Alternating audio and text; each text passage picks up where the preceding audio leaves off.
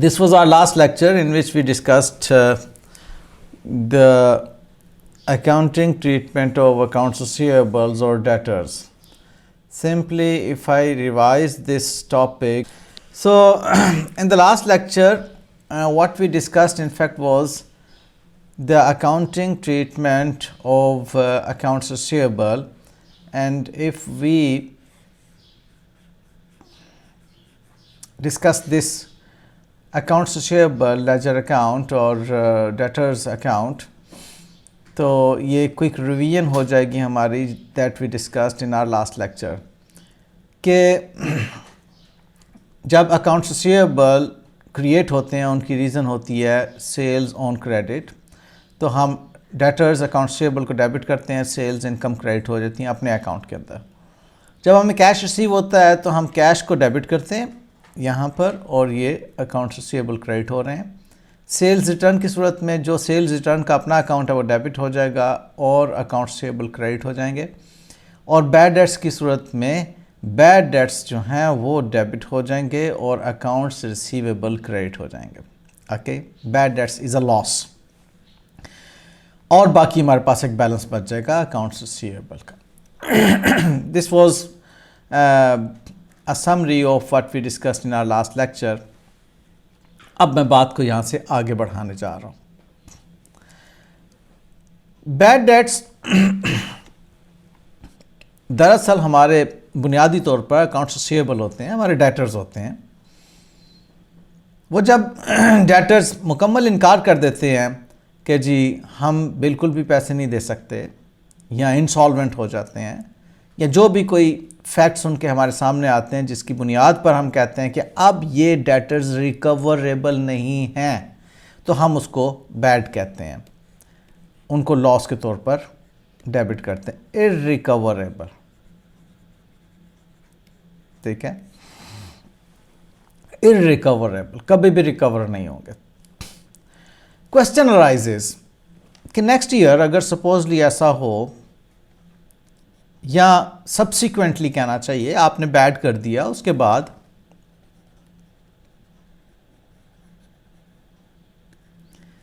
Subsequently का मतलब कोई वाकया रूनुमा होने के बाद की बात है कि the bad debts are recovered,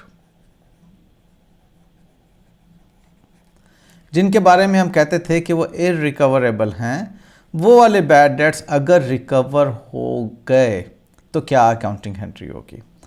तो बेटे ये बात याद रखना, जब भी आपको रिकवर होंगे तो वो आपको कैश पे करेंगे, रिकवर इन कैश हो रहे होंगे, तो आप फौरी तौर पर इसकी अकाउंटिंग एंट्रीज इनमें लेकर आइए कि कैश को आप डेबिट कर रहे होंगे।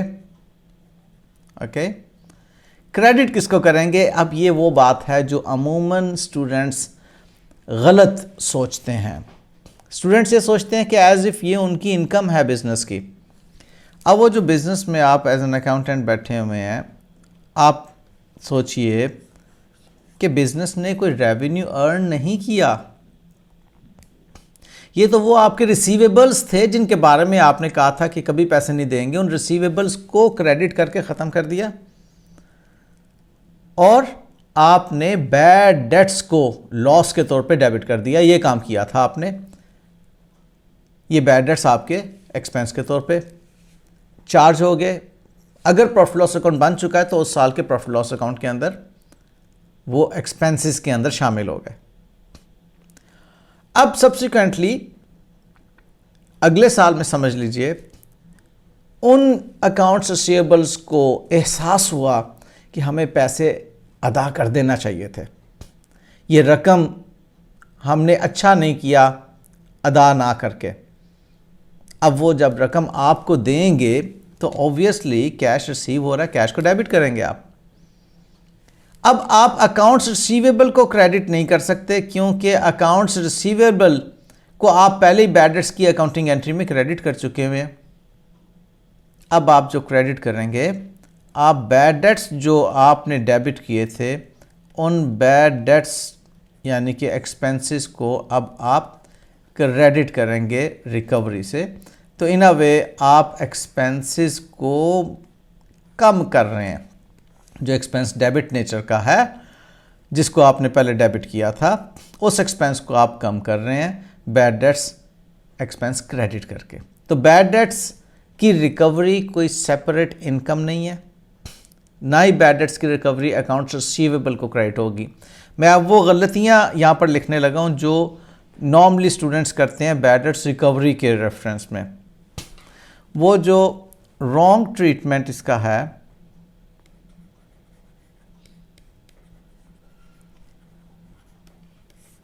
वो ये है कि कैश को डेबिट करके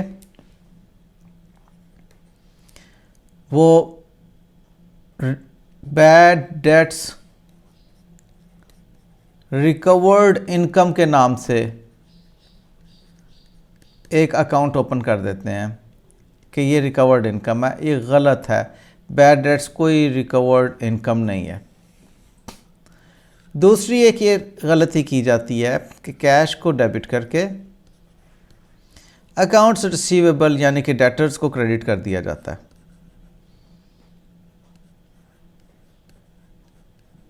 ये भी गलत ट्रीटमेंट है, क्योंकि ये डेटर्स को क्रेडिट नहीं करना। डेटर्स को आप पहले ही बैड डेट्स की राइट ऑफ करने के वक्त डेटर्स को क्रेडिट कर चुके हुए हैं। ओके, तो बैड डेट्स रिकवर्ड की ये वाली अकाउंटिंग एंट्री अब आप ज़हन नशीं कर लीजिए कि आपको कैश रिसीव हुआ, आपने कैश डेबिट किया और बैड डेट्स एक्सपेंस को आपने क्रेडिट कर दिया। This was the accounting entry for bad debts recovered. मेरे किसी स्टूडेंट ने यहाँ पर कोई सवाल पूछना है तो पूछ सकते हैं, फिर उसके बाद मैं आगे चलूँगा। Yes sir. जी बेटा। सर ये जो है अकाउंट रिसीवेबल, अगर ये बैड डेब्ट्स को हम क्रेडिट करके अकाउंट रिसीवेबल को कर ले डेबिट, तो बाद में अगर ये नीचे वाली एंट्री कर दें तो फिर भी नहीं होगा। तो फर्ज करें कोई फिर कस्टमर है तो वो कहता है कि नहीं, वो मिल है कोई, उनसे हमने पैसे लेने हैं। पहले वहाँ पे जो मैनेजर था उसने कहा कि नहीं ये बैड डेब्ट में कन्वर्ट कर दे, मैंने पैसे नहीं देने। लेकिन बाद में मैनेजर चेंज हुआ, उसने कहा नहीं हम ये पैसे देंगे, लेकिन आप ये अकाउंट रिसीवेबल कर लें, हम आपको बाद में पैसे देंगे। तो हम अकाउंट रिसीवेबल में ला के फिर ये कर दें तो वो गलत होगा या नहीं? देखो बेटे, पहली बात तो ये है कि आप अपने कस्टमर के अकाउंटेंट के कहने पर अपनी अकाउंटिंग नहीं किया करते, बात ध्यान में रखना। अकाउंटिंग एक सपोर्टिंग डॉक्यूमेंट पे बेस करती है और सपोर्टिंग डॉक्यूमेंट एक पास्ट इवेंट है कि पास्ट में एक ऐसा इवेंट हो जो आपको बताए कि अब ये ट्रांजैक्शन रिकॉर्ड की जाना चाहिए। जो आपने स्टोरी डेवलप की है ऐसा नहीं होता, लेकिन जो अकाउंटिंग आप करना चाह रहे हैं ऐसा हो सकता है। आप जो अकाउंटिंग करना चाह रहे हैं, मैं बाकी स्टूडेंट्स की रहनुमाई की खातिर उसको थोड़ा सा एक्सप्लेन कर देता हूँ।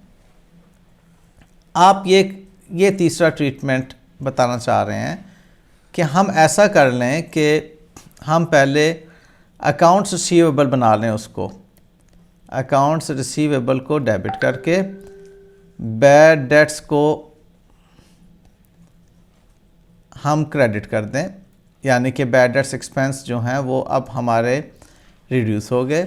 और फौरी तौर पे इसकी दूसरी अकाउंटिंग एंट्री करें। वो दूसरी अकाउंटिंग एंट्री है कि कैश रिसीव हो रहा है। अब हम ये तसव्वुर करें कि कैश हमें अकाउंट्स रिसीवेबल से रिसीव हो रहा है। ये साइमल्टेनियसली आपको दो अकाउंटिंग एंट्रीज करना पड़ेंगी। हाँ, अब ये करेक्ट है, ठीक है। लेकिन आप अगर इसको नेट ऑफ करें दोनों अकाउंटिंग एंट्रीज को, तो आपका अकाउंट रिसीवेबल का डेबिट आपके अकाउंट रिसीवेबल के क्रेडिट से कैंसिल हो रहा है। अमाउंट याद रखिएगा यहाँ पर सेम होगी। बैड डेट्स अगर आपको रिकवर हो रहे हैं, जो आपने लास्ट बैड किए थे वो आपके रिकवर हो रहे हैं, तो आपके अकाउंट्स रिसीवेबल का डेबिट जो है वो आपके अकाउंट्स रिसीवेबल के क्रेडिट से एंट्री बी में कैंसिल हो जाएगा। तो अल्टीमेटली तो वही रह जाएगा ना कि कैश डेबिट और बैड डेट्स जो एक्सपेंस थे वो credit with the amount of 5। ठीक है साकिब? Yes sir. जी, मेरे किसी और बच्चे ने कुछ पूछना है? सर अगर हमें ना इसकी जगह कैश को डेबिट कर दे और खाली बैड डेट को हम कर दे क्रेडिट, जी, तो इससे तो ये भी मतलब कि एग्जामिनर को नहीं पता चलेगा कि उसने इनकम का या एक्सपेंस का तो वो ठीक होगा या गलत होगा। नहीं नहीं बेटे, एक बात ये है कि जब भी आप बैड डेट्स को क्रेडिट कर रहे हैं आप एक्सपेंस को ही क्रेडिट कर रहे हैं, एग्जामिनर को पता चल जाएगा। आपने नीचे नरेट किया होगा ना, आपने यहाँ पर नरेट किया होगा कि आप इस अकाउंटिंग एंट्री में क्या कर रहे हैं। आप सिंपल इधर लिखेंगे bad debts recovered.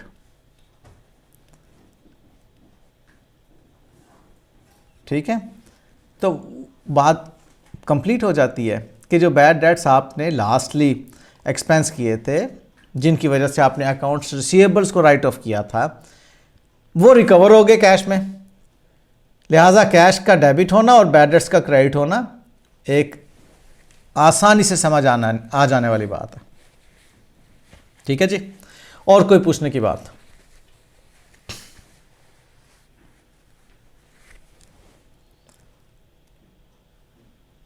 Haris Gauri, समझ आ रही है बेटे? Haris Gauri. Yes sir, okay, और मानूर जाहिद, आपको बेटे समझ आ रही है अब ये डेबिट क्रेडिट? जी सर आ रही है। वेरी गुड, एक्सीलेंट बेटे। अब्दुल्ला नासिर। यस सर आ रही है। सवेरा बेटे, चीज़ें ठीक हैं, क्लियर हैं?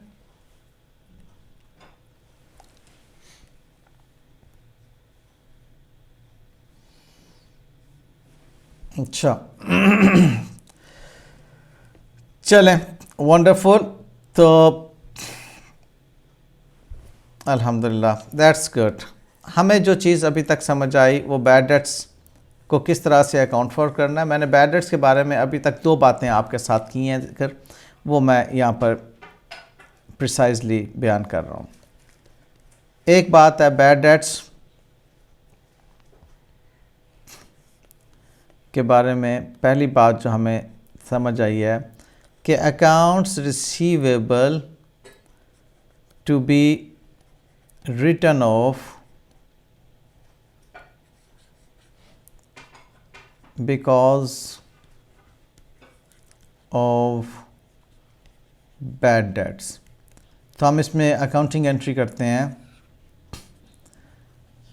Bad debts as an expense debit और अकाउंट्स रिसीवेबल एसेट में कमी की वजह से क्रेडिट।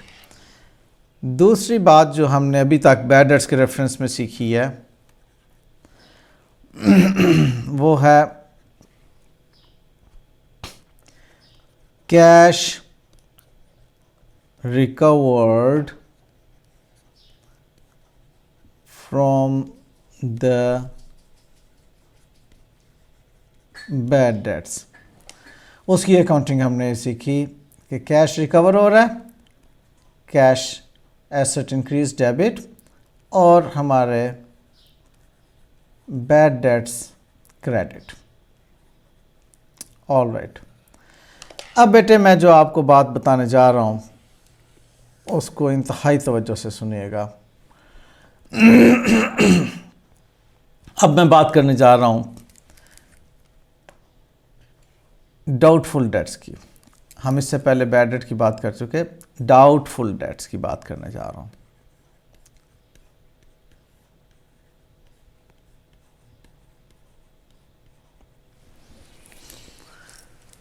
डाउटफुल डेट्स की बात करने से पहले मैं एक अकाउंट्स रिसीवेबल का लेजर अकाउंट आपके सामने एग्जिबिट करता हूँ।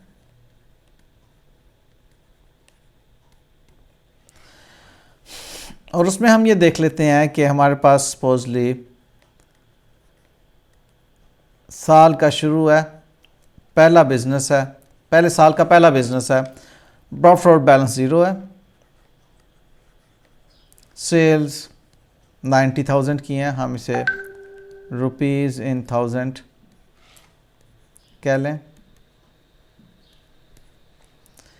जो कैश रिसीव हुआ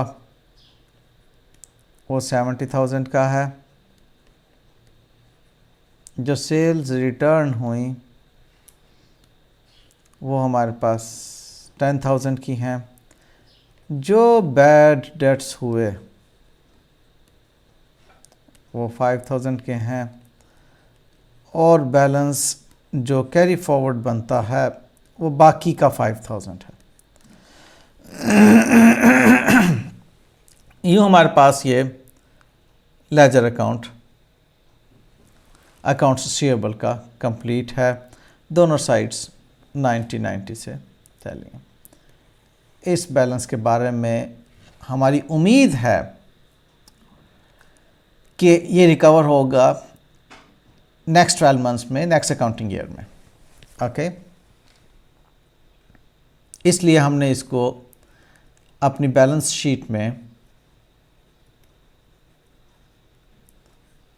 एसेट के तौर पर प्रेजेंट करना। एसेट जो फ्यूचर में रिकवर हो, जो फ्यूचर में इकोनॉमिक बेनिफिट दे। अब अगर इसके बारे में हमें शक हो जाए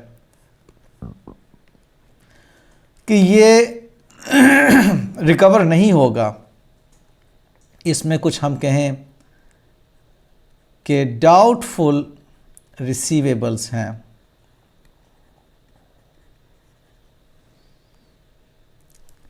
तो वो डाउटफुल रिसीवेबल के बारे में हमें दो में से कोई एक फैसले की तरफ जाना है। Either these accounts receivables should be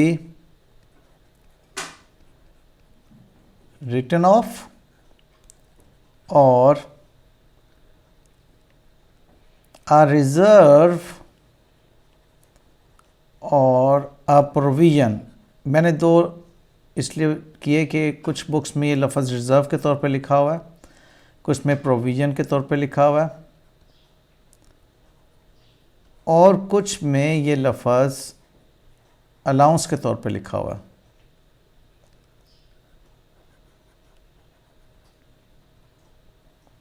तो आपने बिल्कुल भी कंफ्यूज नहीं होना। ये तीनों लफ्ज़ इस्तेमाल होते हैं एक ही माने में डाउटफुल डेट्स के लिए जब हम कोई प्रोविजनिंग कर रहे होते हैं। तो दूसरा, ये ट्रीटमेंट हमारे जहन में आएगा कि और वी शुड क्रिएट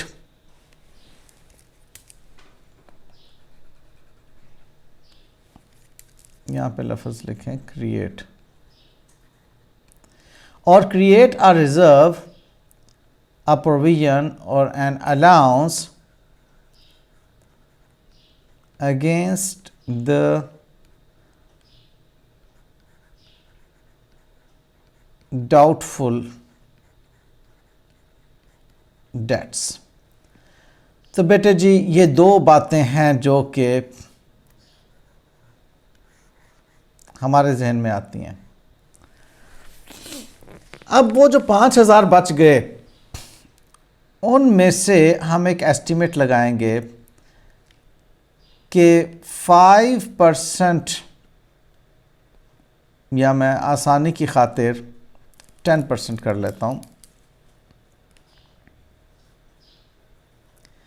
कि 10% of the accounts receivables balance is doubtful।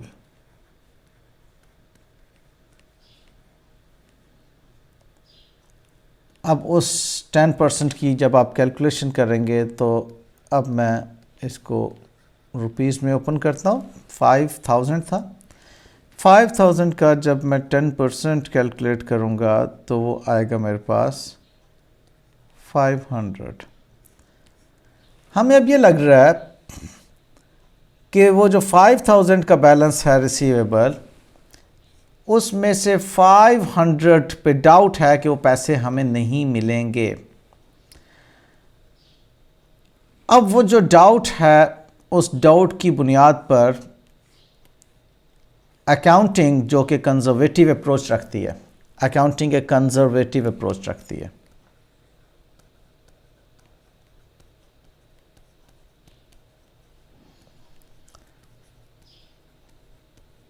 ठीक है, उस कंजर्वेटिव अप्रोच के तहत हम बैड डेट्स को डेबिट कर देंगे।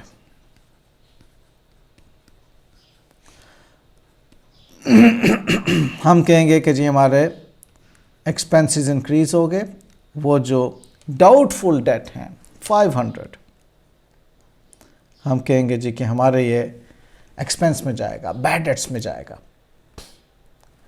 उसको चार्ज करेंगे, उसको as a bad debts recognize करेंगे और क्रेडिट हम कर देंगे अलाउंसेस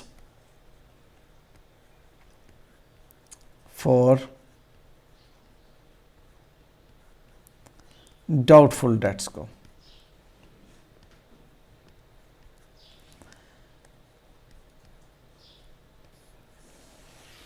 ये है बेटे अकाउंटिंग एंट्री। जैसे मैंने आपको बताया कि अलाउंसेस की जगह हम ज़्यादातर लफ्ज़ प्रोविज़न का यूज़ करते हैं, तो अगर मैं यहाँ पे लफ्ज़ प्रोविज़न भी कहीं बोलूँ कभी, तो आपने माइंड नहीं करना। ये भी मुमकिन है कि आपको बुक्स में जो है वो अलाउंसेस लिखा हुआ है, लेकिन आपको एग्ज़ामिनर जो है वो प्रोविज़न का लफ्ज़ बोल दे, तो आपने कभी इस पे कंफ्यूज नहीं होना।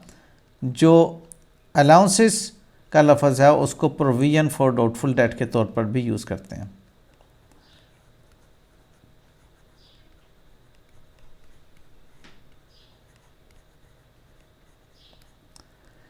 और इसकी नेचर जो है ऑब्वियसली अलाउंसेस या प्रोविज़न की nature contra to accounts receivable है, यानी कि ये अकाउंट्स रिसीवेबल में से माइनस होगा हमेशा। हैविंग सेड दैट, इस सिचुएशन में अब मेरे पास, जी बेटे इसी को समझाने लगा मैं, इस सिचुएशन में मेरे पास जो बैड डेट्स का अकाउंट है जिसमें मैंने पहले ही अकाउंट्स रिसीवेबल रुपीज़ इन 1000 हमारे चल रहे हैं, तो मैं रुपीज़ इन 1000 में ही बात करूंगा अभी, जिसमें मैंने पहले अकाउंट्स रिसीवेबल को क्रेडिट करके बैड डेट्स एक्सपेंस को डेबिट किया हुआ था, उसमें अब अलाउंसेस की वजह से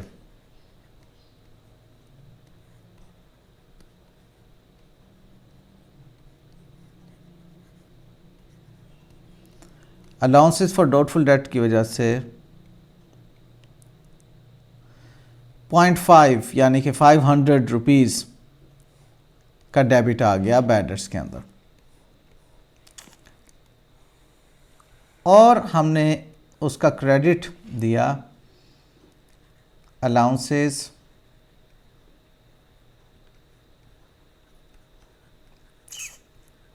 फॉर डाउटफुल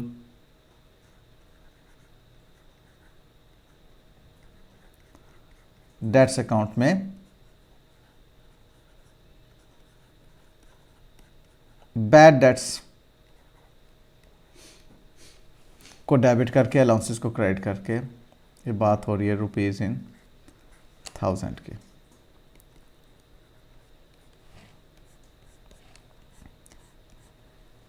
अगर हमारी ये ट्रांजैक्शंस यहाँ पर कंप्लीट होती हैं तो हम इस वक्त देखेंगे कि स्टेटमेंट ऑफ प्रॉफिट और लॉस में हमारी बैड डेट्स एक्सपेंस की जो अमाउंट जा रही होगी 5500 जा रही होगी। ओके, और जो अलाउंसेस का बैलेंस होगा वो कैरी फॉरवर्ड हो रहा होगा 0.5।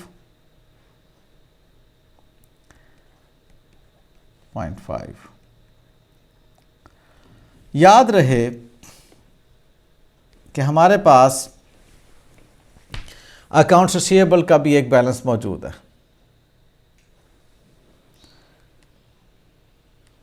वो अकाउंट्स रिसीवेबल का बैलेंस हमारा कैरी फॉरवर्ड, ये आपको नज़र आ रहा है, मैंने इसे थोड़ा सा जूम आउट किया। तो हम जब बैलेंस शीट बना रहे होंगे, अगर मैं यहाँ पर बैलेंस शीट का एक्सट्रैक्ट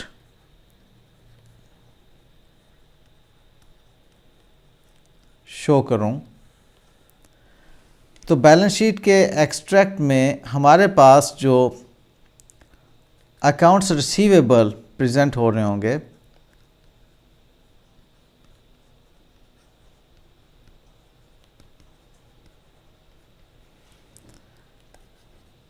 वो रुपीज़ इन 1000, 5000, ये वाला नज़र आ रहा होगा बैलेंस शीट में। ठीक है, बैलेंस शीट एसेट मैंने यहाँ पे लिखा था, दिस वन, और इसमें से लेस होगा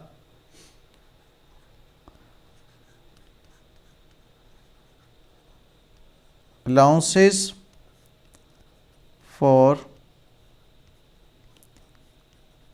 डाउटफुल डेट्स। हमारे पास अलाउंसेस फॉर डाउटफुल डेट्स का कौन सा बैलेंस है बेटे? Credit balance. देखिए ये डेबिट बैलेंस है, appearing in the credit side of the ledger account. ये डेबिट बैलेंस है, अलाउंसेस के अकाउंट में ये आपको डेबिट साइड पे नज़र आ रहा है, क्रेडिट बैलेंस है। तो 0.5 आप इसमें से लेस करेंगे और आप बैलेंस शीट में 4.5 को डेटर्स के तौर पे फाइनल बैलेंस शो करेंगे। और आप जो एक्सट्रैक्ट बनाएंगे स्टेटमेंट ऑफ प्रॉफिट और लॉस का, या इनकम स्टेटमेंट अगर मैं कह दूं,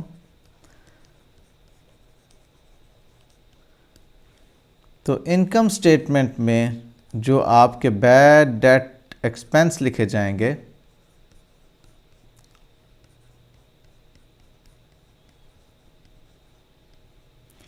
वो ये वाले 5.5 के लिखे जाएंगे। जी बेटे, house is open for your questions, please feel free to put any question on me, जितना मैंने आपको पढ़ाया उससे मुताल्लिक। Sir allowances for doubtful debts समझ नहीं लगी मुझे। नहीं समझ लगी, ओके। और कोई सवाल किसी बच्चे का? सर अलाउंसेस किस हेड में फॉल करते हैं? अकाउंटिंग के किस हेड में फॉल कर रहे हैं? अलाउंसेस के बारे में मैंने अभी एक बात की थी, कौन सा बच्चा मुझे याद कराएगा? Sir, these are contra to receivables. Contra to receivable. Contra की बात थी ना, लेकिन मैं सिर्फ ये पूछना चाह रहा हूँ कि हेड किस में आ रहा है? मेरी जान, कितने हेड्स हैं आपके? इसको ज़रा हम दोबारा से देख लेते हैं। हमारे पास एसेट्स हैं, लायबिलिटीज़ हैं, ओनर्स इक्विटी हैं, इनकम है और एक्सपेंसेस हैं। 5 ही हेड्स हैं ना बेटे? जी सर।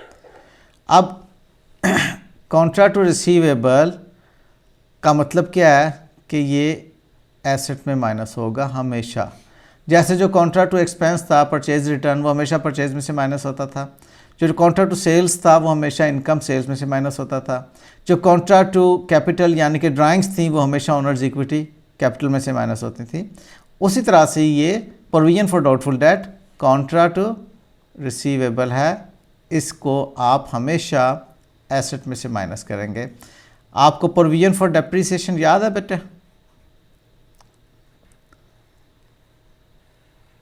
सर मैंने थोड़ा लेट ज्वाइन किया था। ओके, तो बहरहाल आपकी ये प्रोविजन फॉर डाउटफुल डेट जो है वो हमेशा कॉन्ट्रा टू अकाउंट सेबल है। अकाउंट सेबल एसेट होते हैं, कॉन्ट्रा का मतलब माइनस, इसका मतलब है कि हमेशा एसेट में से माइनस होंगे। जी बेटे, और मेरे किसी बच्चे का सवाल? अभी मैं अलाउंसेस फॉर डाउटफुल डेट को फर्दर रिपीट करूँगा, मुझे कोई इसके ऊपर जल्दबाजी नहीं दिखानी, आपको बहुत अच्छे तरीके से समझा के आगे लेकर चलना है। लेकिन मैं चाहूँगा कि आपकी जो अंडरस्टैंडिंग है इस वक्त तक, पहले आप वो मुझे बताएं कि आप अभी तक क्या समझ पाए हैं। तो जिस बच्चे ने पूछा था कि अलाउंस फॉर डाउटफुल डेट समझ नहीं आया, वही दोबारा से माइक ऑन करें। किसने कहा था? साकिब ने कहा था या किसी और बच्चे ने कहा था? नहीं सर, मैंने कहा था। ये मैंने का नाम क्या है हीरो? हादी। हादी हादी प्यार से क्या कहते हैं? अच्छा, वेल अब्दुल हादी बेटे, पहली बात तो आप मुझे बताइए कि हमें बैड डेट्स के बारे में समझ आ गई कि बैड डेट्स क्या होते हैं? जी सर, वो आ गई है। ये समझ आ गई है। अच्छा, मानूर का भी बड़ा अच्छा सवाल है। मानूर ये कह रही हैं कि सर क्या डाउटफुल डेट वो होते हैं कि जो अगर रिकवर ना हो तो उन्हें हम डाउटफुल कहते हैं?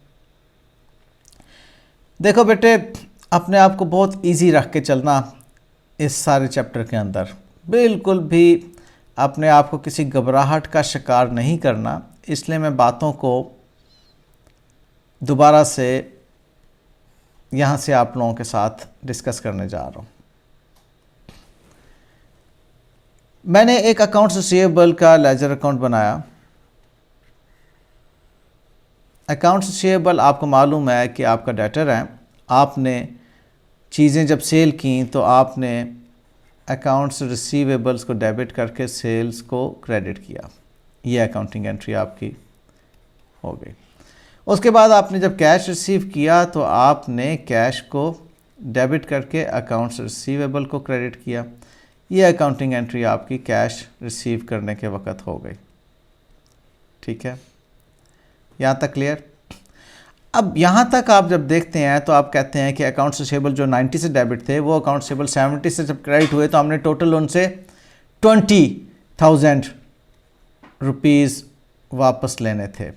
तो आपके रिसीवेबल थे 20,000। बाद में थर्ड ट्रांजैक्शन में आपको पता चला कि सेल्स रिटर्न हो गई। तो सेल्स रिटर्न जो हैं कॉन्ट्रा टू सेल्स की वजह से डेबिट हुई और अकाउंट्स रिसीवेबल में आपने 10,000 से कमी शो कर दी। तो अकाउंट्स रिसीवेबल आपके डायरेक्टली ख़त्म हो गए ना। जब चीज़ें आपको वापस मिल गई तो अब आपके अकाउंट्स रिसीवेबल डायरेक्टली ख़त्म हो गए। तो 90 अकाउंट्स रिसीवेबल थे, आपने पैसे कस्टमर से 90 के लेने थे, कैश मिल गया 70, इसका मतलब है कि अब 20 लेने हैं। चीज़ें वापस मिल गई 10 की, इसका मतलब बाकी 10 वापस लेने हैं। उनमें से जब आपको पता चला कि 5 के बराबर अकाउंट्स रिसीवेबल ने पैसे ना देने की बात कर दी कि पैसे मिलने ही नहीं कभी भी, वो बैड हो गए, आपने उनको बैड डेट्स लॉस के तौर पर डेबिट कर दिया। बात ख़त्म, उनकी कहानी ख़त्म कर दी। आपने अकाउंट रिसीवेबल को क्रेडिट करके राइट ऑफ कर दिया। अकाउंट से राइट ऑफ का मतलब होता है उसको सफ़ाए हस्ती से मिटा देना। आपने अकाउंट रिसीवेबल को क्रेडिट कर दिया, बात ख़त्म हो गई उस अकाउंट रिसीवेबल की। अब आपने जब इसको लेजर अकाउंट की शक्ल में बैलेंस मालूम किया तो पता चला कि बाकी का 5,000 आपका उन अकाउंट्स रिसीवेबल से रिसीवेबल है, रिकवरेबल है। आप ईयर एंड पर जब आए तो मालूम हुआ कि सारा का सारा ये रिसीवेबल नहीं है, बल्कि इसमें कुछ हमें डाउट है। वो डाउट कितना है? 10% ऑफ द अकाउंट्स रिसीवेबल के बैलेंस के बराबर हमें डाउट है। अब ये मानूर बेटे, ये आपके सवाल का जवाब है जिसमें आपने कहा कि बैड डेट्स के रिकवर हो जाने के बाद जो बचता है उस पे डाउट होता है। नहीं बेटे, बाद में जो बचा वो तो ये 5,000 हमारे पास बचा। अभी मैं इस सारी एग्जांपल में बैड डेट्स रिकवर्ड की बात नहीं कर रहा, उसको आप फ़िलहाल कुछ देर के लिए भूल जाइए बैड डेट्स रिकवर्ड की बात को। अगर अलाउंसेस को अच्छा सा समझना है तो फ़िलहाल बैड डेट्स रिकवर्ड को साइड पर कर दीजिए, भूल जाइए। हमने अपने तमाम अकाउंट्स रिसीवेबल से टोटल 5,000 रुपीज़ लेने थे, जिनमें से कुछ पर हमें शक हुआ कि वो हमें पैसे नहीं देंगे। वो जो कुछ पर हमें शक हुआ उसको हमने जब एस्टिमेट किया तो पता चला कि 10% ऑफ द अकाउंट्स रिसीवेबल्स हमें रकम अदा नहीं कर सकेंगे। ठीक है मानूर, ये आपके सवाल के जवाब में बता रहा हूँ बेटे कि हमें टोटल जो क्लोजिंग बैलेंस था हमारा अकाउंट्स रिसीवेबल का 5000 का, उसमें 10% पे शक हुआ और इस शक को हमने बाकायदा एस्टिमेट किया होता है, बाकायदा एक्सपर्ट के ज़रिए से, पास्ट एक्सपीरियंस के ज़रिए से हम इसको बेस करते हुए एक परसेंटेज कैलकुलेट करते हैं। वो परसेंटेज इररिकवरेबल या डाउटफुल जो होते हैं उनके ऊपर हमें वो परसेंटेज बेस करना होती है, उनकी परसेंटेज वो हम बनाते हैं। तो वो मालूम हुआ कि जी ये 10% जो हैं रिकवर नहीं हो सकेंगे। हमने ये बात डायरेक्टर्स तक ले गए, हमने कहा जी हमें शक है कि इतने पैसे रिकवर नहीं हो सकेंगे, डाउटफुल रिसीवेबल हैं। डायरेक्टर्स ने कहा आपके पास दो ऑप्शंस हैं, या तो आप इनको फर्दर बैड कर दें, राइट ऑफ कर दें, अपने अकाउंट्स रिसीवेबल को बैड कर दें। बैड करने की सूरत में आपको फिर यही वाली एंट्री पास करना पड़नी थी, badass debit accounts receivable credit, यानी कि ये इसके अलावा एक और आपको फर्दर अकाउंटिंग एंट्री करना पड़नी थी जिसको आप फर्दर बैड डेट कहते हैं। बुक्स के अंदर ये फर्दर बैड डेट के नाम से लिखी हुई है, अदरवाइज है क्या, वही बैड डेट की अकाउंटिंग एंट्री है। फर्दर कह दें, सेल्स हुई, फर्दर सेल्स हुई, फर्दर सेल्स हुई, तो जितनी भी सेल्स होंगी accounts receivable debit sales credit ही होगा ना। परचेजेज हुई, फर्दर परचेजेज हुई, फर्दर परचेजेज हुई, जितनी भी मरतबा परचेज होंगी परचेजेज को डेबिट करके अकाउंट्स पेएबल को क्रेडिट करेंगे ना, अगर वो उधार पे हो रही हैं। स्टाफ को सैलरीज दी, फर्दर सैलरीज दी, फर्दर सैलरीज दी, तो स्टाफ को जब भी सैलरीज देंगे सैलरीज एक्सपेंस को डेबिट करेंगे और कैश क्रेडिट करेंगे ना। ठीक है, तो लफ्ज़ फर्दर आपको बॉदर तो नहीं करना चाहिए। फर्दर बैड डेट अगर हो रहे हैं तो bad debts debit accounts receivable credit accounting entry होगी जो उसकी बेसिक अकाउंटिंग एंट्री है। तो डायरेक्टर्स ने ये कहा कि आपके पास ऑप्शन है, आप इसको जो है फर्दर बैड डेट्स के तौर पे ट्रीट करें और आप इसको राइट ऑफ कर दें, या फिर दूसरी ऑप्शन है आपके पास कि आप एक प्रोविज़न क्रिएट कर लें। ये प्रोविज़न जो होगी वो अगेंस्ट डाउटफुल डेट्स होगी और ये डायरेक्टली अकाउंट्स रिसीवेबल को क्रेडिट तो नहीं हो रही होगी, लेकिन ये बहरहाल contra to accounts receivable behave करेगी। अब बात चलेगी अकाउंटिंग एक्सपर्ट्स के पास। अभी तो डायरेक्टर्स ने ये बात की थी ना, directors are not the chartered accountants, directors are not the accounting और रिपोर्टिंग एक्सपर्ट्स। अब बात चली गई अकाउंटिंग एक्सपर्ट्स के पास। उन्होंने कहा कि जी ठीक है ये दो ऑप्शंस मौजूद हैं, लेकिन अभी आपको इन पर डाउट है, डाउट की बुनियाद पे आप अकाउंट्स रिसीवेबल को राइट ऑफ नहीं कर सकते, डाउट की बुनियाद पे आप बैड डेट्स को अकाउंट फॉर नहीं कर सकते अगेंस्ट द अकाउंट्स रिसीवेबल्स का क्रेडिट। हाँ, आप डाउट की बुनियाद पर बैड डेट्स को एक्सपेंस बना सकते हैं अगेंस्ट क्रिएटिंग अ प्रोविजन। ठीक है, तो ये बात अकाउंटिंग एक्सपर्ट्स ने की कि अब वो जो प्रोविजन होगी या वो जो अलाउंस होगा वो कॉन्ट्रा टू अकाउंट्स रिसीवेबल होगा। आप डाउट की बुनियाद पर बैड डेट्स को डेबिट करना चाहते हैं, ज़रूर कीजिए। वो जो 500 रुपीज़ जो कि 5% of the closing balance of account receivable था, उस पर डाउट था हमें।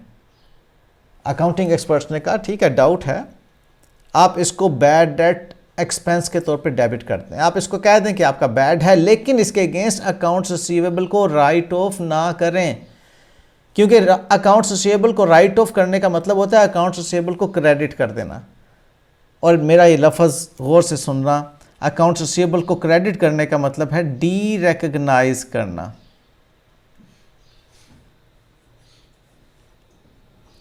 डी रिकग्नाइज का मतलब है उसको सफ़ाए हस्ती से मिटा देना। आप डी रिकग्नाइज उस एसेट को नहीं कर रहे, आप राइट ऑफ नहीं कर रहे उस एसेट को, बल्कि आप एक contra to asset accounting head create कर रहे हैं। आप बैड डेट्स को डेबिट कर देते हैं, उसके अगेंस्ट आप प्रोविजन फॉर डाउटफुल डेट को या अलाउंसेस फॉर डाउटफुल डेट को क्रेडिट कर देते हैं। अब ये अलाउंसेस फॉर डाउटफुल डेट आपके पास एक कॉन्ट्रा टू अकाउंट्स रिसीवेबल की नेचर का अकाउंट ओपन हो जाता है। अब इसकी ट्रीटमेंट क्या करते हैं? जब ये क्रेडिट नेचर का अकाउंट ओपन हो जाता है तो आप इसका अलग से लेजर अकाउंट बनाते हैं और इसकी पोस्टिंग करते हैं। अब देखिए क्रेडिट हो रहा है तो आपने इसको क्रेडिट साइड पे पोस्ट किया अलाउंसेस फॉर डाउटफुल डेट की, और क्रेडिट साइड पे जब आपने पोस्ट किया तो आपने रीज़न लिखी कि बैड डेट्स की वजह से ये क्रेडिट हो रहा है। आपने जो बैड डेट्स किए हुए थे वो बैड डेट्स को आपने किया डेबिट, ये बैड डेट्स को आपने डेबिट किया, उसके रीज़न आपने क्या लिखी? अलाउंसेस फॉर डाउटफुल डेट्स, और अलाउंसेस फॉर डाउटफुल डेट को किया आपने क्रेडिट, रीज़न आपने क्या लिखी? बैड डेट्स 0.5 यानी कि 500 रुपीज़। यूँ आपके टोटल बैड डेट्स जो हैं राइट ऑफ जो किए आपने अकाउंट्स रिसीवेबल जिनके अगेंस्ट और जिनके अगेंस्ट आपने प्रोविजन क्रिएट की, टोटल बैड डेट्स आपके हैं 5.5 के। ये 5.5 टोटल बैड डेट्स एक्सपेंस आपका प्रॉफिट लॉस में अपीयर होगा, और ये जो आपके अकाउंट्स रिसीवेबल हैं उनमें से माइनस हो जाएगा बैलेंस। इसका हम अगले साल में कैरी फॉरवर्ड कर रहे होंगे। आपके अकाउंट्स रिसीवेबल का कैरी फॉरवर्ड बैलेंस था 5000 और आपके अलाउंसेस फॉर डाउटफुल डेट का बैलेंस कैरी फॉरवर्ड है 0.5। ये आपका बैलेंस शीट में अपीयर होगा और इनकम स्टेटमेंट में आपके बैड डेट्स एक्सपेंसेस जो हैं वो क्लोज हो जाएंगे 5.5 के तौर पर। जी मेरे बच्चों, ये मैंने आपको रिपीट किया इसका कॉन्सेप्ट, और अब मेरा बच्चा जो भी कोई कन्फ्यूजन रखता है मुझे दोबारा सवाल कर सकता है। पूछिएगा। सर नेक्स्ट ईयर में जब स्टेटमेंट अकाउंट बनाएंगे अकाउंट रिसीवेबल का, तो उसमें जो ब्रो डाउन करना है तो 5000 करेंगे या 500 कम कर देना उसमें से? एक्सीलेंट क्वेश्चन बेटे, एक्सीलेंट क्वेश्चन बेटे, माशाल्लाह। अब हम आ जाते हैं नेक्स्ट ईयर में।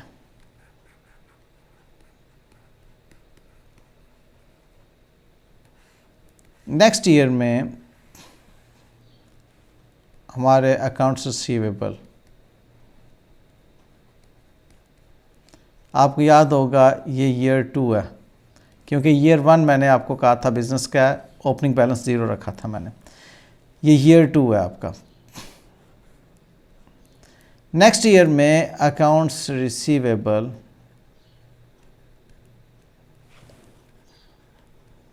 का बैलेंस ब्रॉट फॉरवर्ड होगा 5000 से,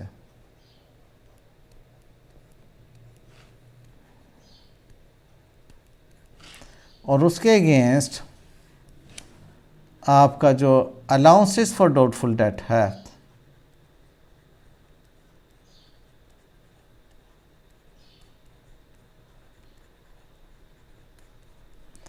उसका बैलेंस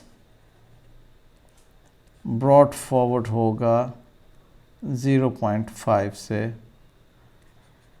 ये रुपीज़ इन 1000 है यानी कि 500 रुपीज़ से। Excellent question Saqib. ये कहानी बनती है इस वक्त, जबकि जो बैड डेट अकाउंट होगा वो चूंकि एक एक्सपेंस का अकाउंट है, बैड डेट्स एक्सपेंस, वो बिल्कुल खाली नज़र आएगा, क्योंकि जितने पिछले साल के बैड डेट्स थे वो पिछले साल के प्रॉफिट एंड लॉस अकाउंट के अंदर क्लोज हो गए। वो पिछले साल के बैड डेट्स की कहानी पिछले साल के प्रॉफिट एंड लॉस अकाउंट के अंदर प्रेजेंट हो गई, बात ख़त्म हो गई। ये assets, liabilities and honours equity के हेड्स होते हैं जो कैरी फॉरवर्ड होकर अगले साल में जा रहे होते हैं। लिहाजा ये अकाउंट्स रिसीवेबल का जो एसेट का अकाउंटिंग हेड है ये कैरी फॉरवर्ड होगा अपनी असल रकम से। इसकी अपनी असल रकम 5000 की है, और उसके अगेंस्ट जो प्रोविजन फॉर डाउटफुल डेट यानी कि जो अलाउंसेस फॉर डाउटफुल डेट है उसकी अपनी असल रकम 0.5 यानी कि 500 की है। उनको हम फिर जब नया साल की अकाउंटिंग शुरू करेंगे तो उसमें ब्रॉड फॉरवर्ड के तौर पे, ओपनिंग बैलेंस के तौर पे नोट करेंगे। वेरी गुड जी। Any other question please. अब मैं अगले साल की अकाउंटिंग शुरू करने लगा हूं। इजाजत है अगले साल की अकाउंटिंग शुरू करने की? वेल अगले साल अब यूं हुआ कि हमारे पास, अब मैं जर्नल नहीं बना रहा, डायरेक्टली आई ट्रस्ट के मेरे बच्चे अब समझ रखते हैं। 200,000 की मेरी सेल्स हैं, मुझे कैश रिसीव हो रहा है 150 का, मेरी सेल्स रिटर्न है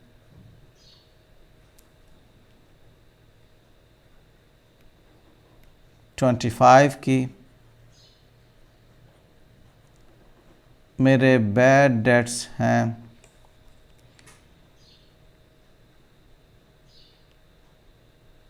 30 के।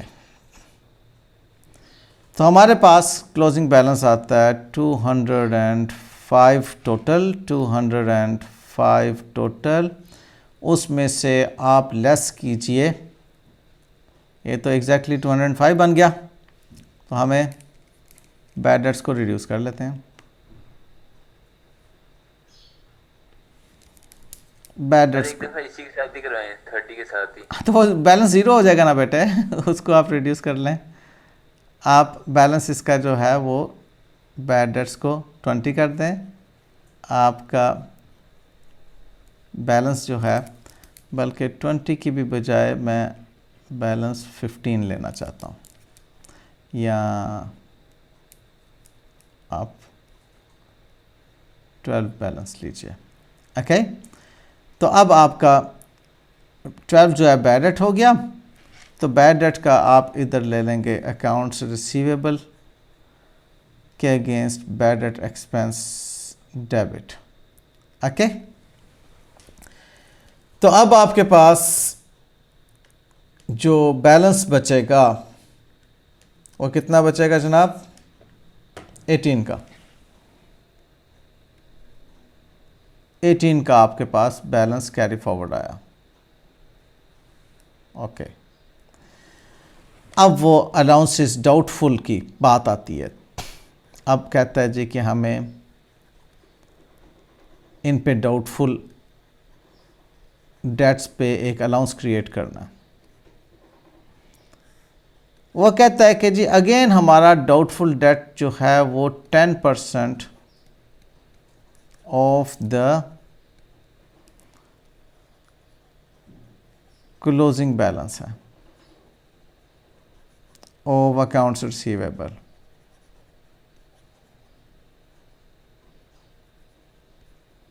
ओके, तो हमारे जो अकाउंट्स रिसीवेबल हैं इस वक्त हैं 18 के, और उनका 10% बनेगा 1.8। अब ज़रा बहुत तवज्जो के साथ आपने इस ट्रीटमेंट को देखना।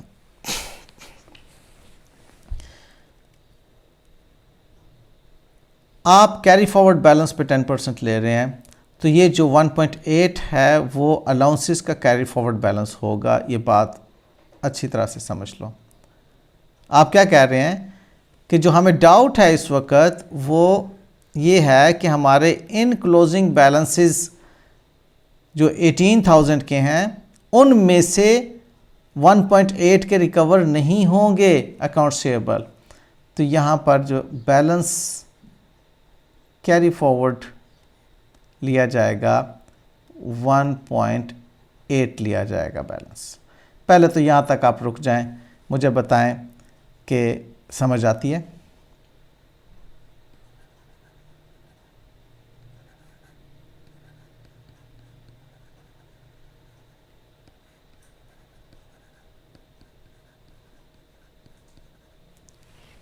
जी, एनी क्वेश्चंस यहाँ तक?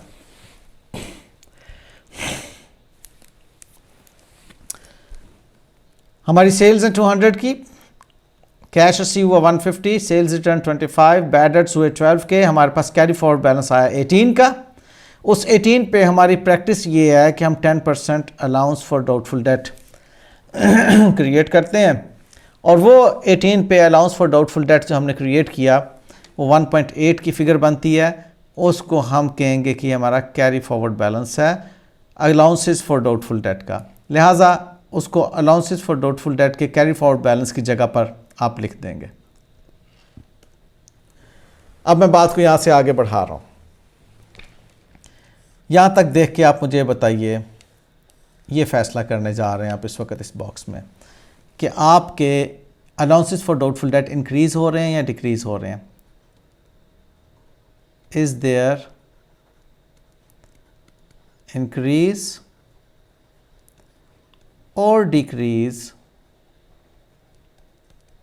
In the balance of allowances for doubtful debts। जी साकिब, आप ही रिप्रेजेंटेटिव बनिए और बताइए कि इंक्रीज़ हो रही है या डिक्रीज़ हो रही है अलाउंसेस फॉर डाउटफुल डेट में। 0.5 से 1.8 हो रहा है।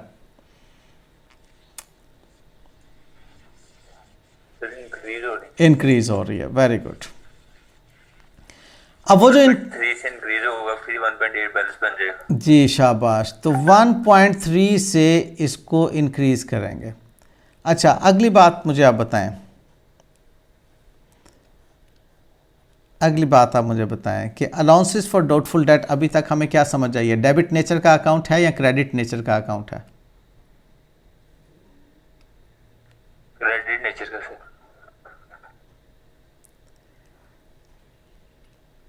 क्रेडिट नेचर का अकाउंट है। लो भाई, किसी बच्चे को इस पे कोई एतराज़ है तो पहले तो वो मुझे बताए कि ये जो अलाउंस फॉर डाउटफुल डेट है ये क्रेडिट नेचर का अकाउंट है, इस पे कोई एतराज़ तो नहीं है। ऑब्वियसली हमने बात की थी कि अलाउंसेस जो हैं कॉन्ट्रा टू अकाउंट्स शेबल हैं। अकाउंट्स शेबल जो है वो डेबिट नेचर का अकाउंटिंग हेड है, तो जो उसके कॉन्ट्रा होगा ओब्वियसली वो क्रेडिट नेचर का अकाउंटिंग हेड होगा। अब मुझे बताइए, जब अलाउंसेस फॉर डाउटफुल डेट में इंक्रीज़ होगी तो हम अलाउंसेस फॉर डाउटफुल डेट को क्रेडिट ही करेंगे ना, इसलिए मैंने इसको क्रेडिट में लिख दिया। अदरवाइज लॉजिकली भी यही बनता था कि आप इसको क्रेडिट साइड पर लिखें। आगे बढ़ते हैं। जब आप इसकी इंक्रीज़ की अकाउंटिंग एंट्री करेंगे तो क्या करेंगे, डिक्रीज़ की अकाउंटिंग एंट्री करेंगे तो क्या करेंगे? इंक्रीज़ इन डाउटफुल डेट्स की अकाउंटिंग एंट्री क्या करेंगे? या इंक्रीज़ होगी या डिक्रीज़ होगी बेटे, ऐसा ही है ना? क्रेडिट करेंगे। और आप डिक्रीज़ इन अकाउंट डाउटफुल डेट की अकाउंटिंग एंट्री क्या करेंगे? ये मैं अकाउंटिंग एंट्रीज यहाँ पे लिखने जा रहा हूँ। सर ये ऊपर एक क्वेश्चन था। जी बेटे, अभी मुझे सिर्फ ये अकाउंटिंग एंट्री लिखने लें दो, मैं फिर आपके क्वेश्चंस लूँगा बेटे। Okay sir. Increase in doubtful debt की अकाउंटिंग एंट्री आप बैड डेट्स को डेबिट करेंगे एज एन एक्सपेंस, और अलाउंसेस फॉर डाउटफुल डेट्स, मैं डी डेट्स लिख रहा हूँ, समझ जाइएगा। अलाउंसेस फॉर डाउटफुल डेट्स को आप क्रेडिट करेंगे, और अगर डिक्रीज़ इन डाउटफुल डेट होती है तो आप अलाउंसेस को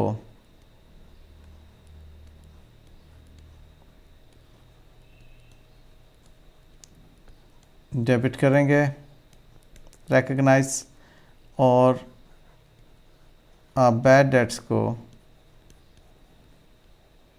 क्रेडिट के तौर पे रिकग्नाइज करेंगे।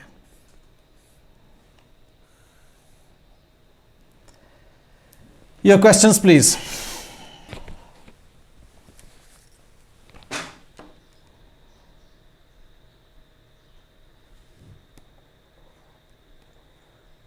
इनको कैश के साथ जो है वो क्रेडिट नहीं किया जा सकता?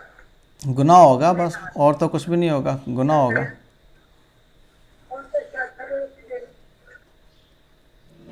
गुनाह करना चाहता है तो कर ले। मुझे बता, कैश रिसीव हो रहा है या कैश पे हो रहा है? एक मिनट सर, थोड़ा स्लाइड ऊपर करिएगा। हाँ जी मेरा बेटा।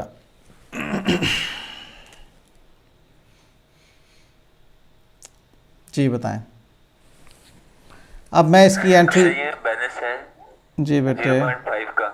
जी बेटे, तो अगर ये कैश के साथ या बैड डेबिट के साथ होके ये हो जाए, क्रेडिट हो जाए, और बाद में 1.8 का बैलेंस दोबारा आ रहा हो, तो ये नहीं हो सकता क्या? बेटे आप किस वाले की बात कर रहे हैं, क्रेडिट हो जाए कैश के साथ? सर ये ऊपर जो है ना, अलाउंस इन डाउटफुल डेबिट में 0.5 जो हमारा बैलेंस पीछे से आ रहा है, ये कैश में कभी भी नहीं, ये कभी भी नहीं होगा बेटे कैश के अंदर इम्पैक्ट। इस कैश से नहीं है, ये बैड डेबिट से हो जाए क्रेडिट 0.5 से, मतलब कि वो अदा कर दें जो हमें डाउट था, तो हम बाद में बैड डेबिट 1.8 से भी तो आ सकते हैं या नहीं आ सकते? नहीं नहीं नहीं नहीं नहीं, वो जब भी कैश देगा तो cash account debit, account receivable credit होगा।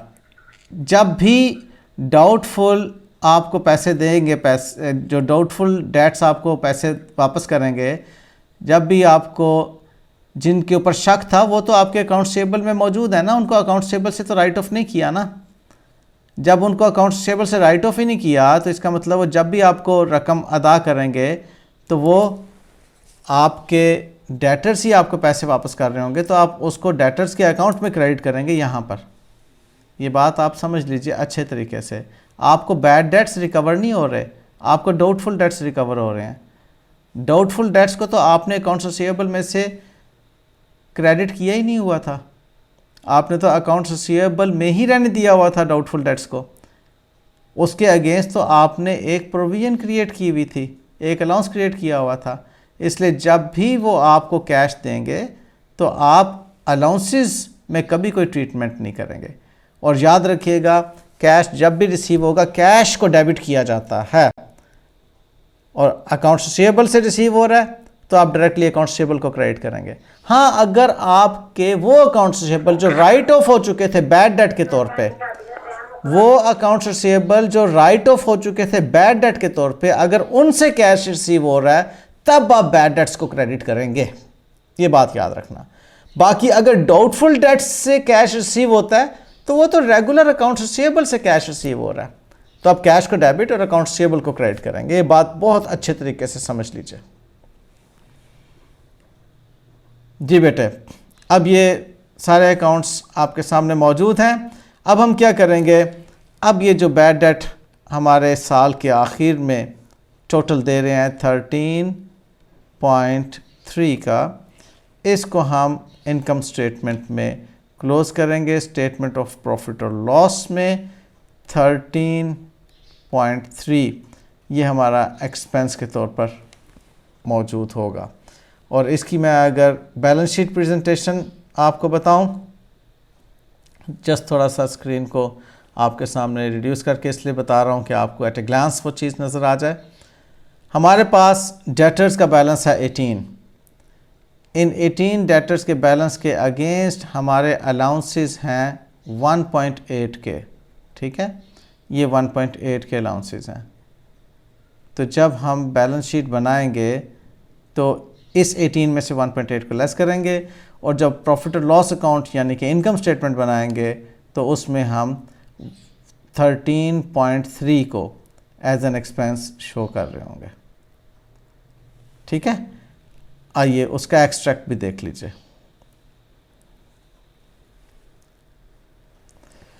हमारे पास बैलेंस शीट का एक्सट्रैक्ट, याद रखिएगा पूरी बैलेंस शीट नहीं बन रही, एक्सट्रैक्ट बन रहा है बैलेंस शीट का। बैलेंस शीट का एक्सट्रैक्ट आपके पास जो अकाउंट्स रिसीवेबल हैं, ये ईयर 2 का बेटे, ये ईयर 2 की बैलेंस शीट का एक्सट्रैक्ट है। अकाउंट्स रिसीवेबल का आपको मालूम है बैलेंस शीट में कैरी फॉरवर्ड बैलेंस लिखा जाएगा, और इसी तरह से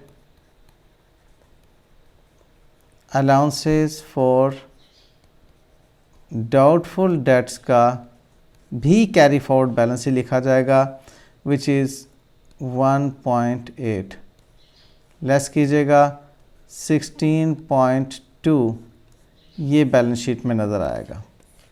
और जब आप इनकम स्टेटमेंट बना रहे होंगे बेटे, तो इनकम स्टेटमेंट जो फॉर द ईयर एंडेड 2 होगी ऑन द क्लोजिंग डेट, उसमें जो बैड डेट्स एक्सपेंस लिखा जाएगा, अगेन ये एक्सट्रैक्ट है बेटे, उसमें से मैं एक्सपेंसेस का एक्सट्रैक्ट ले रहा हूँ। जो बैड डेट एक्सपेंस आपको नज़र आएगा वो हमने ये जो बैड डेट्स के अकाउंट में से प्रॉफिट लॉस में लेकर गए 13.3, ये 13.3 आपका बैड डेट्स एक्सपेंस में नज़र आएगा।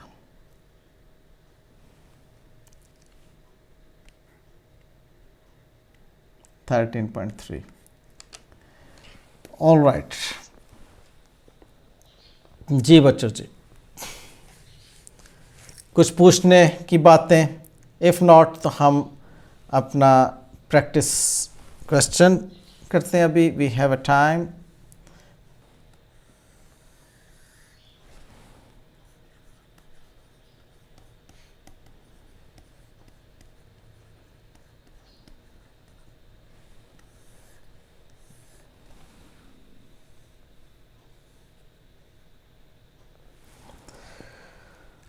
Okay,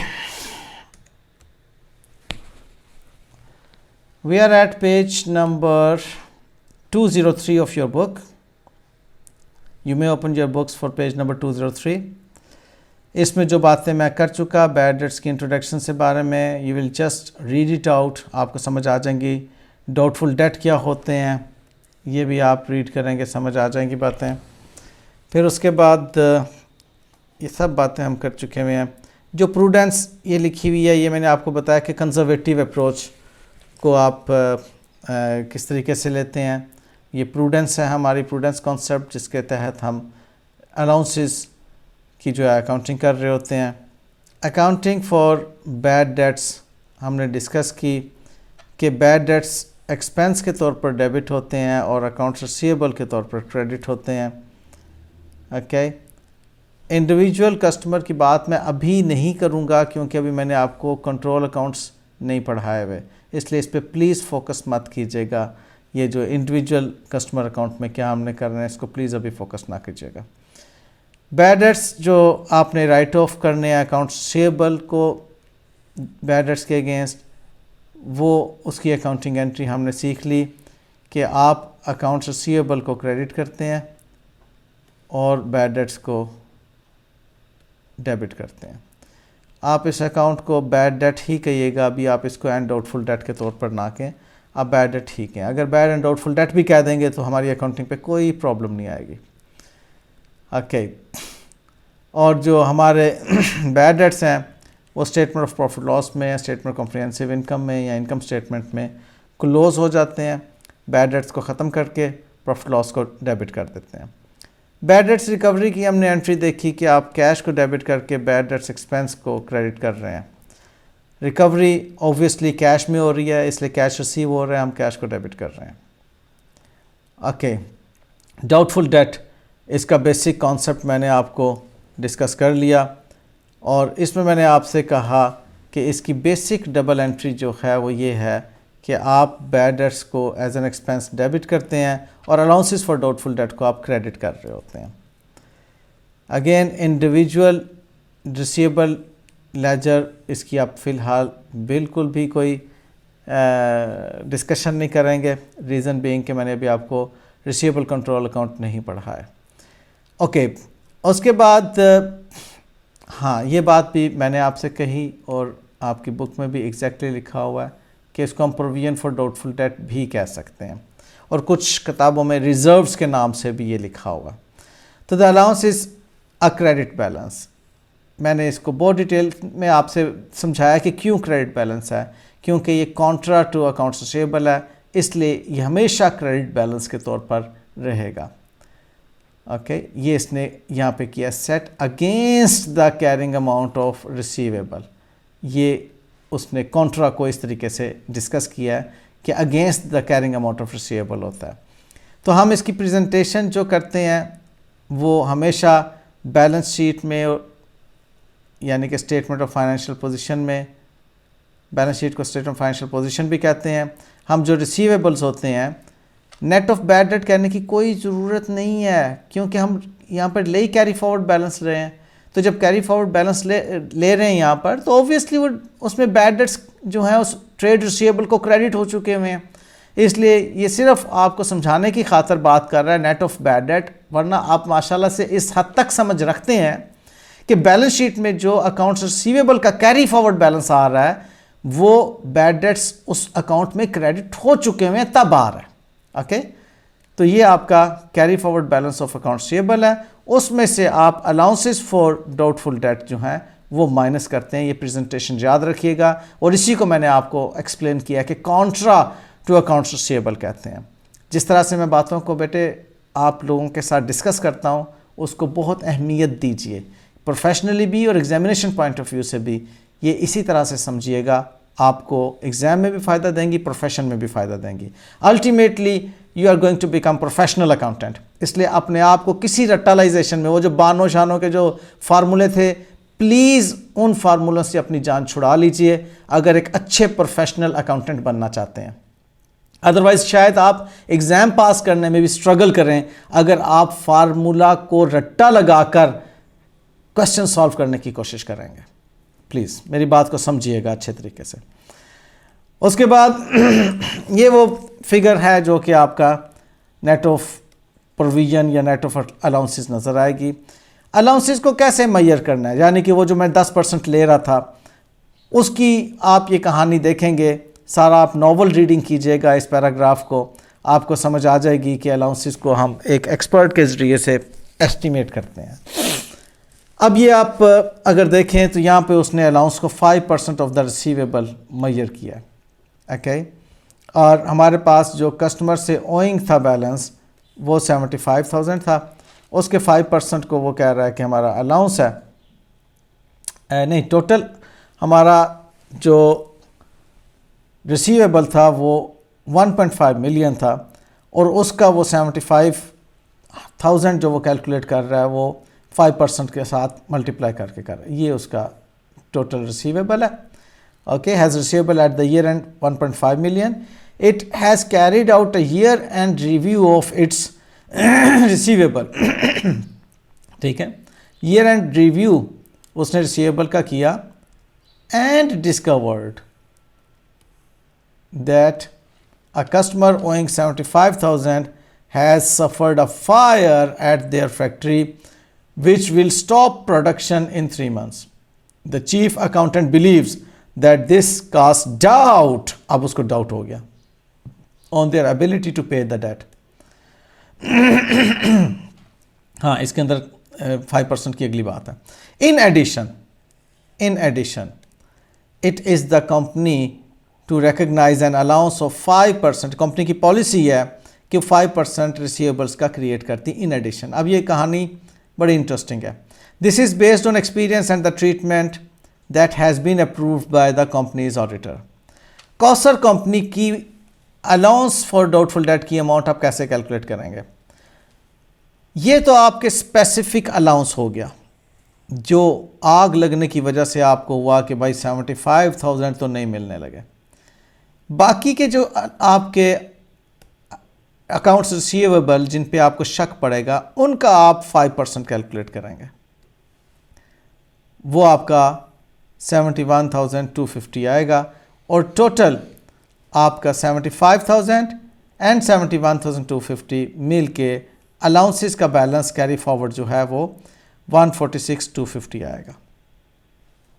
मैं इसको एक्सप्लेन करना चाहूँगा वर्किंग में भी।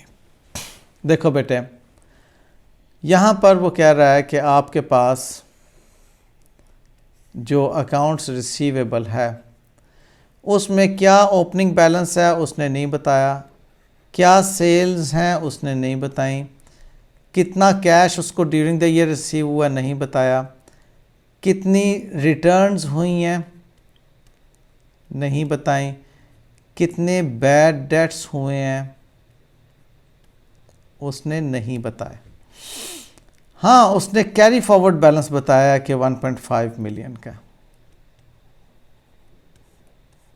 ओके, क्योंकि वो फोकस क्या करवा रहा है, आपको कह रहा है कि बताएं अलाउंसेस फॉर डाउटफुल डेट का कैरी फॉरवर्ड बैलेंस क्या होगा। तो अलाउंसेस फॉर डाउटफुल डेट का जो ओपनिंग बैलेंस ब्रॉड फॉरवर्ड है वो भी उसने आपको नहीं बताया, बल्कि वो कह रहा है कि आप क्लोजिंग बैलेंस जो उसका कैरी फॉरवर्ड है उसको वर्कआउट कीजिए। अब जब उसको हम वर्कआउट करेंगे तो उसके बारे में वो ये कह रहा है कि ये जो हमारे पास 1.5 मिलियन है, इसमें कुछ हमारा स्पेसिफिक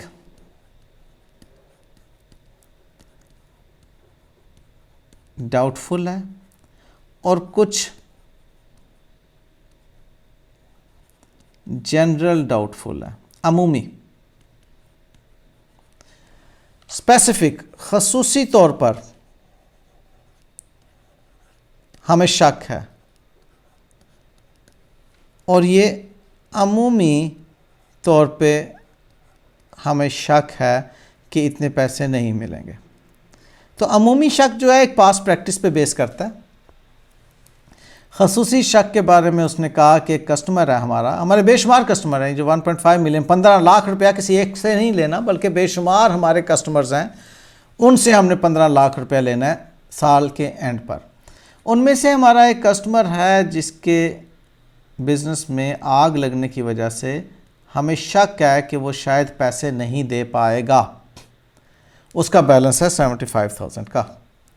ये 75,000 जो उसने यहाँ पर कहानी सुनाई कि 75,000 उसकी फैक्ट्री में आग लग गई और वो अब प्रोडक्शन रोक रहा है, जिसकी वजह से हमें शक है कि वो पैसे नहीं दे पाएगा। हाँ, अलबत्ता वो कहता है in addition it is the company's policy to recognize an allowance for 5% of its receivables excuse me. This policy is based on experience or in a way on our past experience and the treatment has been approved by the company's auditors. Auditors ने भी उसको परख लिया कि वाकई आपकी जो है वो पास्ट एक्सपीरियंस ये कहता है कि 5% आपके अमूमी तौर पर रिसीवेबल्स बैड हो जाया करते हैं। तो आपको शक होना चाहिए कि जिनको इस साल में आपने चीज़ें सेल्स की हैं, जिनको इस साल में आपने जिनसे इनकम अर्न की है, जिनसे इस साल की इनकम के अगेंस्ट आपने पैसे वसूल करने हैं अभी, वो अगर बैड हो जाते हैं अगले साल में तो उनकी मैचिंग इस साल की इनकम से बनती है एक्सपेंस की, लिहाजा उनको इसी साल के एक्सपेंस के तौर पर इस साल की इनकम स्टेटमेंट में नज़र आना चाहिए। ये एक मैचिंग कॉन्सेप्ट के तहत हम काम कर रहे हैं बेटे। अकाउंट्स रिसीवेबल को जो सेल की हुई होती हैं वो करंट ईयर में अकाउंट्स पेबल को सेल्स की हुई होती हैं, वो करंट ईयर की इनकम स्टेटमेंट में सेल्स इनकम के तौर पर नज़र आ रही होती हैं। अब वही अकाउंट्स रिसीवेबल अगर अगले साल में जाके बैड होते हैं और आप कहते हैं कि ठीक है जब बैड होंगे उस वक्त हम उसको एक्सपेंस के तौर पर ट्रीट कर लेंगे, प्रोविजन क्रिएट करने की क्या ज़रूरत है शक की बुनियाद पर। तो उसका जवाब ये है कि चूंकि इनकम इस साल में आपने उसकी रिकॉग्नाइज की हुई है, लिहाजा शक की बुनियाद पे प्रूडेंस कॉन्सेप्ट ये कहता है, कंजर्वेटिव अकाउंटिंग ये कहती है कि आप उसका एक्सपेंस भी इसी अकाउंटिंग ईयर में रिकॉग्नाइज करें। इसलिए हम उसको इसी साल के बैड डेट्स एक्सपेंस में डेबिट करते हैं और उसके अगेंस्ट हम एक provision for doubtful date create कर देते हैं। अब वो कह रहा है कि हमारा 75,000 लेस करने के बाद वो जो 15 लाख रुपया हमने रिसीव करना था उसमें से 75,000 पे तो शक पड़ गया कि ये हमें नहीं मिलेगा। बाकी 14,25,000 रुपया जो है उस पे हमारा 5% शक है। अब ज़रा इस पे देखो, जो स्पेसिफिक है उस पे 100% शक है कि वो पैसे नहीं मिलेंगे, और जो जनरल है उस पे हमारा 5% शक है। तो ये बनेगा 75,000 का 100% 75,000, और जो हमारा 1,425,000 का 5% है वो 71,250 बनेगा जी। 71,250। तो हमारा टोटल शक कितना है इन रिसीवेबल्स के अगेंस्ट, यानी कि इन रिसीवेबल्स के अगेंस्ट हमारा टोटल शक है 146,250 का। तो हम अपने carry forward balance of the allowances for doubtful date को 146,250 पे लेकर आएंगे। जो भी हमारा अब ओपनिंग बैलेंस होगा, कम या ज़्यादा, उसकी अकाउंटिंग बाद की बात है। फ़िलहाल ये 146,250 के बारे में अगर किसी बच्चे ने कुछ पूछना है तो please, house is open for the questions. So ये हमारा increase in allowance है 71,250। देखो बेटे, ये सारा काम क्लोजिंग डेट पर हो रहा है। अगर ओपनिंग डेट पे 75,000 आपका पड़ा हुआ होता तब आप कहती कि इंक्रीज़ है। अभी तो हमें पता ही नहीं कि ओपनिंग डेट पे हमारे पास कितना है। तो बहरहाल आप ये कह सकती हैं कि हमारा स्पेसिफिक जो है वो 75,000 है और जनरल डाउटफुल जो है वो 5% है। तो हमारी टोटल जो है प्रोविजन 146,250 की बनेगी अगेंस्ट दिस 1.5 मिलियन।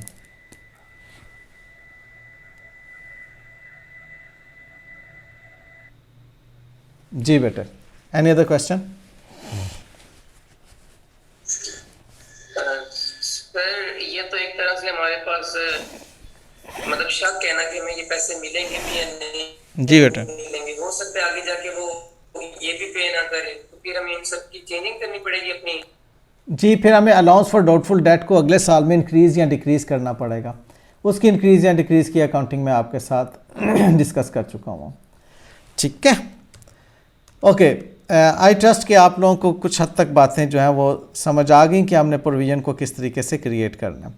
ये accounting for change in allowances मैंने आपके साथ डिस्कस की है कि इंक्रीज़ या डिक्रीज़ इन अलाउंस को किस तरीके से आप करना है। अब ज़रा इन दोनों सालों को देखिए, आपका ईयर 1 से ईयर 2 इंक्रीज़ हो रहा है 4,000 से, और ईयर 2 से ईयर 3 आपका 18,000 पे आ रहा है, डिक्रीज़ हो रहा है। तो उसने यहाँ पर आपको इंक्रीज़ और डिक्रीज़ इन प्रोविज़न की अकाउंटिंग बताई हुई है कि अगर आपकी इंक्रीज़ इन प्रोविज़न हो रही हो तो आप किस तरीके से करेंगे। जैसे ये आपकी प्रोविज़न इंक्रीज़ हो रही है तो आपने बैड डेट एक्सपेंस को डेबिट करके प्रोविज़न को क्रेडिट किया, और जब डिक्रीज़ हो रही है तो आपने प्रोविज़न को डेबिट करके बैड डेट एक्सपेंस को जो है वो क्रेडिट किया। तो यूँ ये आपकी जो इलिस्ट्रेशन है ये भी एक रिप्रेजेंटेटिव इलिस्ट्रेशन है। ओके, ये वाली एग्जांपल आप लोग खुद से सॉल्व करेंगे बेटे। ये मैं आपको हाईलाइट करके देता हूँ। ये वाली एग्जांपल आपके पास किस पेज पर है? पेज 211 पे है। तो please note down page number 211।